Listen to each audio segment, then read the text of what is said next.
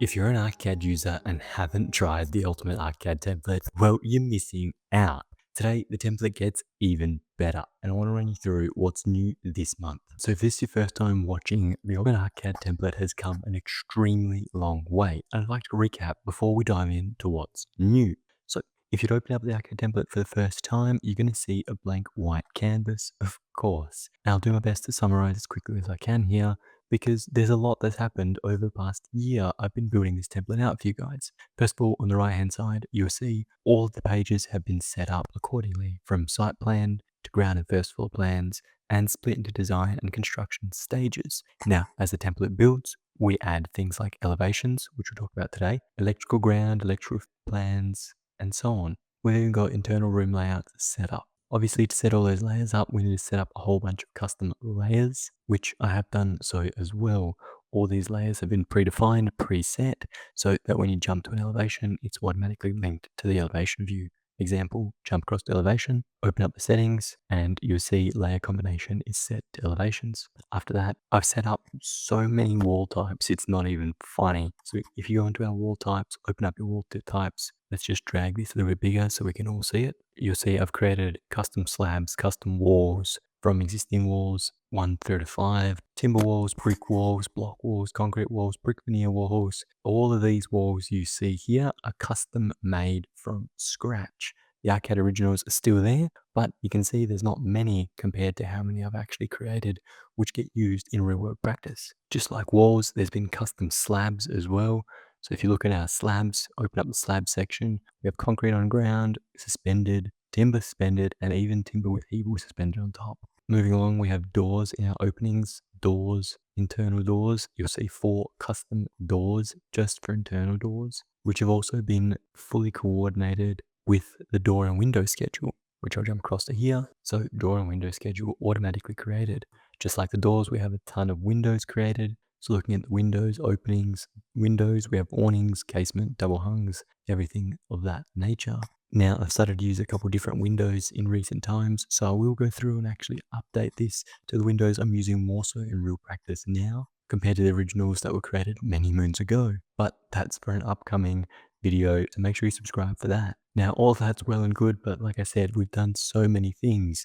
So if we come down to the bottom to DT resources, you'll see site plan, where we have a few bits about parking, cabinetry in 2D layout format, so nosings, stone bench tops, quartz bench tops, porcelain bench tops, so many 2D details that are all custom drawn, custom made for you to drag and drop into your projects when you need them. Now, I'm just clicking through them, not even talking about them, because there's way too many to go through. Undermount sinks, prime example of way too many things to talk about. And all of these are included day one with the template. The pen sets, obviously, I'm using Gideon's Desk of International Pen Standard, and then I've repurposed it to 2 different pen sets. So I've got the Tomic Black and White and the Tomic International Color, which honestly I should probably rename to Black White Color Ultimate Archicad Template and Color Ultimate Archicad Template, since over time this has progressed from just my template to the Ultimate Archicad Template thanks to contributions from you guys on Patreon and the whole community, making this one of the best templates around. Recently, we also developed a full electrical legend, with each symbol being a 3D representation that you can utilize for rendering. So you'll see this is an actual 3D downlight, not just a D2 symbol. We have a whole bunch of objects set up, custom made, kitchens, living rooms, dining room, laundry, and the list literally goes on. Everything has been broken down and simplified so that when you need something, you just come, drag, drop.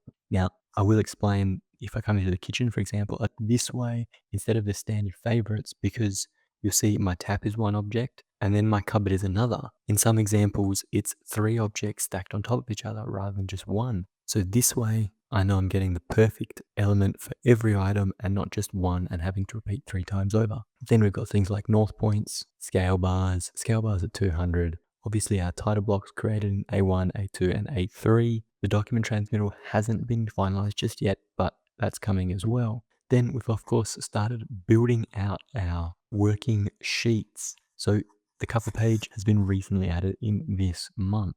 It's been fully set up for a full construction set. Now you can use this for a concept design sketch, a construction set, whatever you like. But if you are using it for concept, I'd recommend changing this from settings, layout settings, and going from working to cover page sketch. Press OK, and then you can just move all of these items across the side so that you have a dedicated sketch cover page for your concept, and then you work into real-time working drawings. After that, I've also added a general notes and legend page. Now, the general notes has a ton of keynotes, which also took many, many months to develop and bring together. So if I open up my keynotes palette, you'll see there's so many categories with so many keynotes custom built into this, each one referencing Australian standards so that you don't have to think about it. You can just import the keynotes and move on. Now, obviously, disclosure, Australian standards change, the entities changes. So read the keynotes before you publish your drawings. Make sure you're using the right ones and make sure they're relevant to your country, your state,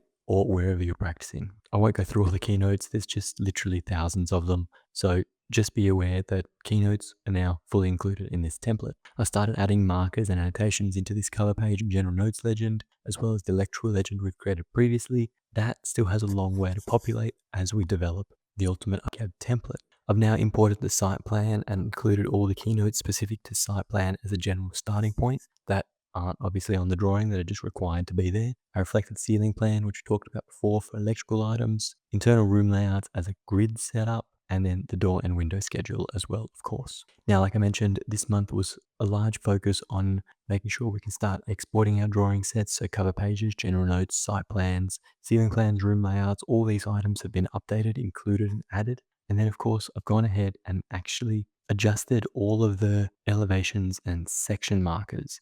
So now if we were to draw, let's say a house in, we'll go timber frame. Let's pick any of these. It doesn't matter. Quickly, we just draw a box and then we'll open elevation 1. You'll see we have our walls dragged and dropped in. Now, the elevation markers have been set up to show everything in color, but because this is set to an existing renovation status, we just change it to new and everything pops up in color. If we change that wall, literally pick anything, including the thousands of custom textures I've created, textiles, coating, in Dulux powder coating range, porcelain slabs. Let's just pick a random porcelain slab. Sheets perfectly lined. So all of these things have come into play and they're starting to layer on top of one another. If we look at our 3D model, we'll see the elevation we've been looking at. Now, additionally, I've done the same to sections. Looking at section A, we're cutting right through the project itself. Now, my sections aren't in color, but I do like to turn off the shadows. So for example, in section B, which I haven't turned them off, you see shadows in section. I don't see the value in shadows in sections. Sections are construction information. They're not there to look pretty.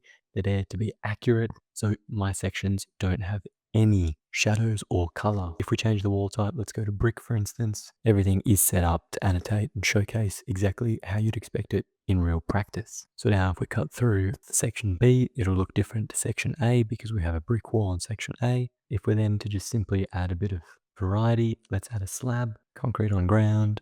You'll see we've added our concrete of ground with some insulation underneath. Piers on both sides. Now if we want to change that, let's have no insulation, no barrier. Changes immediately done. Say we want a 50mm step down, tiles, all the works. There we go. We have set downs and tiles put in now too. So all of this has now been added and implemented into the Ultimate Archicad template, and it's ready for you guys to use in your live projects. Anyway, that's all for me today, team. Thank you so much for watching. I hope you enjoyed the video.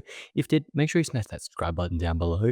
The template is also linked in the description if you want to grab a copy of it today. But otherwise, like always, I'll see you next week.